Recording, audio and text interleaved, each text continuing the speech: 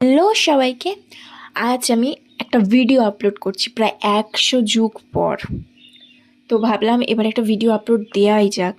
আমার ফেসবুকের রিচটাকে আমি পুরো একদম একদম ডাউন করে ফেলেছি, পুরো আমার মতন ডাউন করে ফেলেছি আমি একদম। তো ভাবলাম যে এবার একটা ভিডিও আপলোড দিয়ে ফেসবুকের রিচটাকে একটুখানি আপ করা যাক। তো আমি বেরিয়েছিলাম শ্যুটে, তো ভাবলাম একটা ভিডিও বানাই। যাই হোক, আজ ছিল মণিমালাদি স্টুডেন্ট এক্সাম।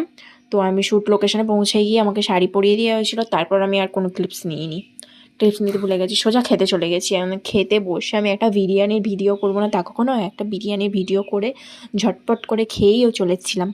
তারপরে দাদা এখানে কলকা শুরু করে দিয়েছিল। কলকা করার পর তারপরেই আমি চলে গেছিলাম আমার শ্যুট শেষ হয়ে যাওয়ার পর তারপর এখানে হবে লাইভ। তো সেই জন্য আমি বসেছিলাম, আর এই যে সবাই বসে আছে, তো আমি একটু ভিডিও নিচ্ছিলাম। তো মিষ্টিদি দেখছিল, সবাই দেখছিল, ভাবছে যে আমি কী করছি। পাগল হয়ে গেছিলাম আমি একটু মাঝখানে। যাই হোক, তারপরে সোজা বাড়ি চলে আসছিলাম এই ঢোপিটার সাথে, আর ঢোপিটাও ছিল আমার সাথে।